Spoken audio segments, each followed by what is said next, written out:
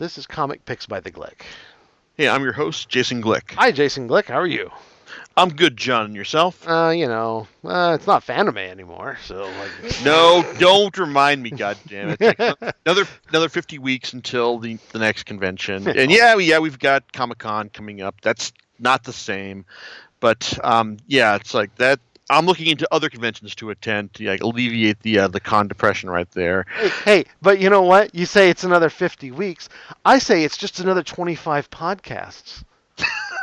Yeah, I guess that's another way to look at it. So we'll be counting down the podcasts until Fanime of 2018. Okay, everyone. Thank you for recontextualizing things like that, John. No problem. Anytime. What are you going to talk about tonight? Well, I guess at this point it can only be one thing. It'll be Wonder Woman, because after 3 films in the DC extended universe, they have finally made a film which A has not only made money, but B is critically acclaimed as well. Because I'm talking about Wonder Woman, and I did go to see it last week, and I liked it. It's like I thought that Gal Gadot, she did a good job in she was one of the better parts of Batman versus Superman, and she did a great job as as the Amazonian Wonder here. It's like so did Chris Pine as Steve Trevor, basically showing give us a human face of suffering in World War One, and most of the supporting cast was pretty good, solid as well.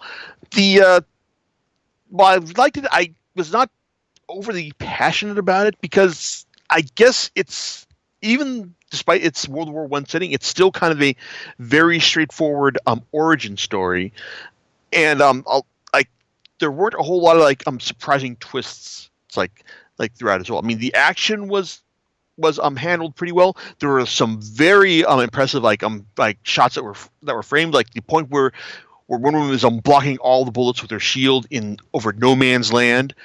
It's in the middle of the film. That was worthy of framing.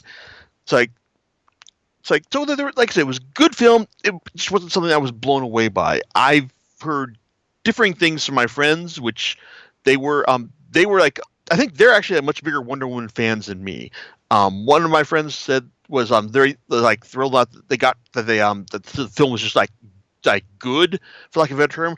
And another was thrilled just simply on the fact that we've actually got a female-centric superhero film, and even if it didn't tell a particularly original story, it at least provides a framework for for better ones to be told. Now that we've taken this first step right here, well, this is assuming that DC actually gets off its ass and signs Patty Jenkins for Wonder Woman 2, which they haven't yet, but you would think they would go ahead and do right now, because if they don't, there's going to be a whole lot of bad press if that doesn't happen. But still, like I said, go out and see it. It's a good movie, and it's surely more worth your time than checking out the Mummy. Which, good God, I mean, it's if you're trying to launch a big cinematic universe, surely Sony should have taken a much firmer hand in that than to give it to the guy who co-wrote the first 2 new Trek movies. It's and just to make sure that it was actually good, as opposed to just trying to set up a 10-film series based on their monster universe.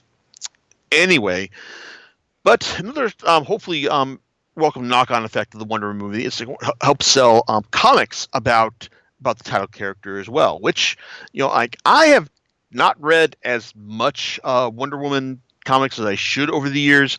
I did do a podcast a couple of years back about the Brian Azzarello Cliff Chiang run of the New 52, which is one of the highlights of the reboot. It's that is still worth your time. It's and I also appreciate the fact that the film adapted the revised origin that it provided for Diana, that she is not born out of clay, but, well, I guess telling if you want to know her revised origin, go pick up the first volume of the Chiang Azzarello run, or go see the movie and you'll find out what it is. So, because her traditional origin has been that she was made out of clay, and and and brought to life by the wishes of the Queen of the Amazons, Hippolyta. Now, a now while this is the accepted origin for a lot of Wonder Woman's adventures, another one that also tells a revised version of her origin was Wonder Woman Earth 1 by Grant Morrison and Yannick Paquette. That came out last year, and it had some interesting ideas, particularly from the just from Morrison, trying to recontextualize Wonder Woman's strive for equality.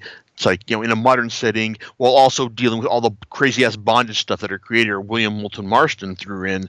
It's at her origin as well.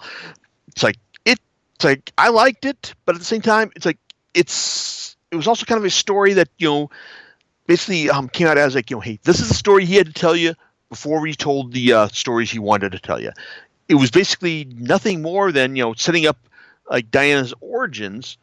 It's before you can actually tell her, show her as the ambassador to man's world, and for all the clever stuff such as setting up Etta Candy as a fun-loving bisexual, or recasting Steve Trevor as an African American who completely identifies with the the oppression that Diana identifies against women in man's world.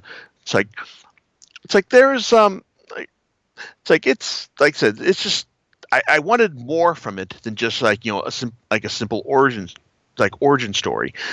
It's like I said, for the good idea, it's got some good ideas, but I'm waiting for Earth 1 Volume 2. So, and there's no sign of that. Now, I was kind of hoping that I'd get a proper fully formed origin story from a comic that I downloaded. It's from Comixology's sales prior to the Wonder Woman movie. This would be Wonder Woman: The True Amazon from Jill Thompson. Jill Thompson has not only a long history illustrating Wonder Woman's adventures. Back in the day, she took over from George Perez towards the end of his run, but she also has a long history in Vertigo as well, illustrating numerous Sandman projects, including a full volume of the ongoing series Brief Lives. Here, she tells the story of Diana's origins. It's showcasing her life on Themyscira. It's as a very spoiled, very arrogant princess. I mean, yes, we get the whole clay. It's I'm sculpted from clay origin. Here, and she showed to be the best of the Amazons, but also someone who is very deeply arrogant. It's and again selfish because of it. And as the story goes on, when she when they have this contest to determine who is the best of the Amazons, Diana's arrogance winds up getting her idol killed, and several of the Amazons grievously irreparably injured. Now it's Thompson's art is it's very impressive. It's very welcoming, and and the storytelling is simplistic enough that it's appeals to all ages. I would have no problem recommending this series to as one to show your kids if it wasn't for some of the violent bits towards the ends or some of the sexually charged parts that occur throughout the volume.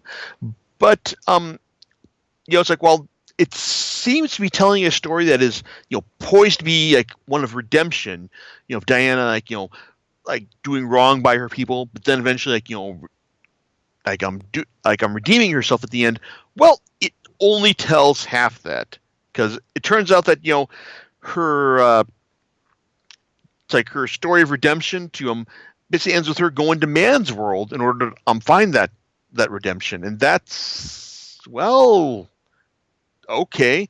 But I was left wanting or really hoping that we get that full that the story would come full circle, and that Diana would learn to become a true hero, and then decide to stay in man's world and become a superhero, and join the Justice League and all that. That's not what happens here. In fact, it really does feel like the story's begging for a second half, because to end with your main character suffering self-inflicted disgrace, and then leaving. It's calling out for the story to basically redeem the character at some point, and that's not what happens here. So while I was hoping this would be a fully fledged origin story to pit against what Morrison gave us, it ultimately kind of suffers from the same stuff in that sense that okay, yeah, this is the story you told us before you can tell us what comes next. That being said, it's like I also went and checked out some of the comics from her longest run, around over 220 issues that started back in 1980s, starting with George Perez, who's a fantastic artist and much less skilled when it comes to writing dialogue. In It's like in his 1980s series, he got the job of reestablishing Diana's origin character post Crisis on Infinite Earths, and it does a good job of setting her and the Amazons up. It's like on their on Paradise Island, and sending eventually having Diana. It's like now as is the case for most of these origins, Steve Tripper shows up, and so Diana winds up coming to man's world in order to, learn their ways and act as an ambassador of peace to them. It's like, well, the original arc basically has Ares as as the main antagonist here, and having him scheme to destroy man's world through his machinations of himself and his sons Phobos and Deimos. Then the second arc basically schemes to have him, or basically winds up having Wonder Woman try to prove her worth to the other gods, and it's like, taken as a whole, it's all right, but it's like Perez's art is magnificent in these runs. It's like he's a fantastically detailed artist, and it's just amazing to just pour over the detail that he invested in these series. I mean, even when it's like the he has to have someone apply the finishes to his work, it still looks pretty damn impressive. Problem is that his dialogue is really fairly generic, and it's like and straightforward. It's just very, very plain, very blah, and it was honestly a chore to get through most of the stuff. Yeah, I'll admit that it takes a lot longer than it does to get through most of today's decompressed comics. So if you're looking for something that will take a lot of your time, then the first volume of Wonder Woman George Perez offers fantastic art, okay storytelling. For a point of comparison, the John Ostrander and Kim Yale's work in Suicide Squad, while not exactly great by today's standards, holds up a lot better in terms of just being offering up relatively straightforward, snappy and occasionally witty dialogue. Perez is kind of gets bogged down in very expository stuff. Now jump forward well over a decade, probably about close to 15 years later, then you come to the to the character writer who has done a lot to define Diana in the modern era, and that would be Greg Rucka. I, for whatever reason, did not get around to picking up his run in collected form when it first arrived. So I wound up getting the first volume of the deluxe collection of his work, which collects the Hikatea graphic novel and the first 10 issues of his run on on her ongoing title. Hikatea is basically invokes a Greek tradition of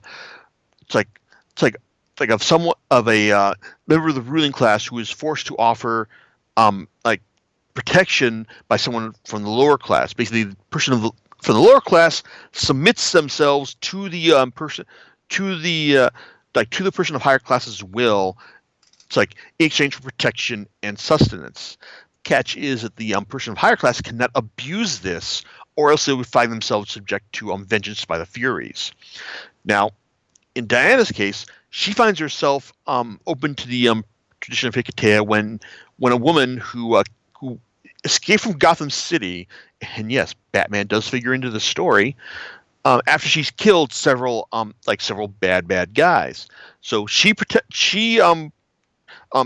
herself in front of Diana to pledge Hikatea, and how Diana is responsible for making sure this woman is looked after, is taken care of, especially when Batman comes calling, because like those murders have to be answered for. It's a it's a nice story that showcases Wonder Woman's it's like her dedication to make sure the letter of the law, the letter and spirit of the law are done right by, because these are the guys that her supplicant killed, bad guys who deserve to die. But also, like, they were, it's like they were still murdered. So like, how do you answer for this thing? It kind of plays out as you'd expect in that case. And I was kind of hoping for, when I originally read the series, I was hoping for that. I was wondering, what would this series be like if you got Wonder Woman, if the person like protesting Hikatea would like been like someone like really bad. It's like, just like Wonder Woman finds up herself burdened with this, like, the worst house guest ever. So, but that's not the case here, and it's revealed later on that she can reject it. Like, so when Batman tries to invoke the law of Hikatea, like, she just says, "Yeah, Bruce, I know you're fucking with me." So yeah, I kind of wish there would have been more explanation as to how the rules of the story worked. It's like it's an interesting, if fairly straightforward story in terms of how it plays out. It has some really nice art from J.G. Jones, and probably one of the all-time great Wonder Woman covers that doesn't actually involve her. All it involves is her boot on Batman's face as she pins him to the ground, which is a memorable image, like, no matter how you look at it. Catch is with J.G. Jones art is that sometimes the women, yeah, they'll look like they're just kind of like posing for for whoever's looking at the panel, and that's just more than a little distracting right there. Now, now with this Wonder Woman by Greg Rucka collection, I finally got a chance to read some of the issues from his ongoing series, and those are actually pretty good. It's like we got to see Wonder Woman engaging as her day job, like as a ambassador to Themyscira, while also dealing with the fallout from the book she writes about how people can live their lives according to the Themysciran way. And there are some people who, mostly conservative minds in the U.S., who have very specific ideas about how that's a bad thing. It's like, and so it's interesting to see her her and her PR team butt heads with these people, while she also deals with superhero crises such as a forest fire and the return of a former friend turned bitter enemy. It's like, and also the introduction of her own Lex Luthor type character, Veronica Cale, a billionaire pharmaceutical developer who believes that she is someone who pulled herself up by her bootstraps from a very impoverished life to become this billionaire female industrialist. And she's like, hey, Diana isn't the real Wonder Woman. Veronica believes that she is. So that's a really interesting dynamic to observe right there. And Rucka introduces a great villain in with Dr. Psycho, who is kind of like a demented dwarf who can make you you believe anything you see. Naturally, he beats his match when Dana brings her lasso of truth into all this. Overall, the this run of this big collection of Rucka's run, his original run, has been was pretty entertaining, and I'm looking forward to picking it up as new editions are released, I hope. Now, Rucka has come back to Wonder Woman for the Rebirth era. Now, while the first volume I was not thoroughly impressed with, because it looked like he was telling a big, everything you knew about the character is wrong story, which gives you very little to hang on to, particularly when it looks like he's trying his best to kick the Azzarello Chiang run out of continuity. I will say that, hey, I got the very day that I'm recording this right now, I've got the second volume of his run, which is Wonder Woman Year One, arrived in the mail, and this one a lot better.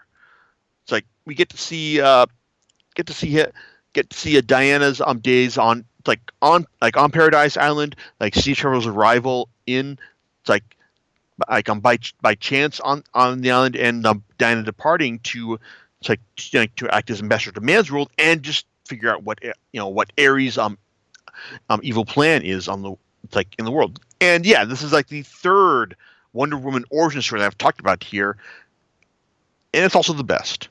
It is the most complete, even if it's like the having like when Ares shows up in the final arc, final chapter. It's like it does feel like oh wow, it's like you're gonna wrap things up now, okay? So I'm just seeing Diana well, Rucka paces this really well from showing Diana on Paradise, her life on Paradise Island, to Steve Trevor and how he finds his life prior to finding his way to Paradise Island, and all the the hand wringing among the Amazons that comes from them trying to figure out what to do about this, and also the seeing how Diana adapts to being in this strange new world. It's like for a lot of this volume, I was actually thinking, maybe this is what should have been the the Wonder Woman movie. But yeah, I'll admit that I will go ahead and say that having Ares show up at the very end, that is kind of a big hiccup for the story, even as it does inform Rucka's larger everything you know about the character's origin is wrong story. So overall, it's like I do feel a lot better about picking up subsequent volumes of the two volumes that are going to follow, because Rucka has left the series with issue 25 to get back to focusing on his creator-owned work, Black Magic with Wonder Woman Year One artist Nicola Scott, and also Lazarus with Michael Lark, which he hopes to resume as a monthly series early next year. So I guess if you're looking for a nice through line with Wonder Woman's comics, look for Greg Rucka's name at this point, because he's done a lot of stuff, and it's his is arguably the most readily in print at this point. George Perez's stuff is probably most fondly remembered, even if I don't think it is aged all that well. And also the the Azzarello Chiang run is complete and available in paperback and hardcover. So there's a lot of good comics involving Wonder Woman, and I certainly hope that the fact that the movie's success helps spur a lot of these on to even greater sales success at this point. And I'm looking forward to reading volumes 3 and 4 from Rucka from the Rebirth era now. So we'll see how that goes, and look forward to reading about those when they arrive. It's on the site. John, I know you haven't gotten around to seeing Wonder Woman yet. Shame on you. But any other thoughts on this? Oh no, I was just wallowing in my shame. Okay, as long as you're wallowing. Yeah, I'm just wallowing. No, I was gonna see it, and you know what? The theater that's closest to my house is one of those reserved seating kind of deals, and uh, they've been and so yeah, you can sell out of a show fairly easily, I guess. I guess it's possible anywhere else, but bottom line is that check some of the times yesterday, and they were all sold out. I was just like, wow, I can't really get in there. So I guess if that's a testament to people really want to watch this movie, then hey, that's great. No fan. But I'm sure they wanted to go see it last weekend as opposed to The Mummy. So The Mummy. No, yeah, we're not. This is not a movie podcast, but we do talk about movies here. Is this supposed to be a remake of something? it's basically Universal has the rights to the like they have all these old horror movies they did back in the day. Like Yep. Frankenstein, the Wolfman, the Mummy, the Invisible Man, Hmm. and now this is their dark universe is supposed to incorporate all of them, but it may be dead on arrival, in the U.S. at least. So, Mm. Oh well. You know. but not Wonder Woman though. Yeah. No. No. No. No. No. I imagine not. So yeah, and I'll give you guys my thoughts after I watch it. I'll let the listeners know. Anyway, do you know what you're going to be talking about next time? Next time, I'm going to find out if Marvel's Civil War 2 is as bad as everyone is saying it is. All right. Well, hey, that'll be an interesting conversation. So, And I'm hope springs because eternal. I have actually heard the same. Let's find out. All right. But that'll be next time on Comic Picks by the Glick. That's right. All right. Bye. Laters.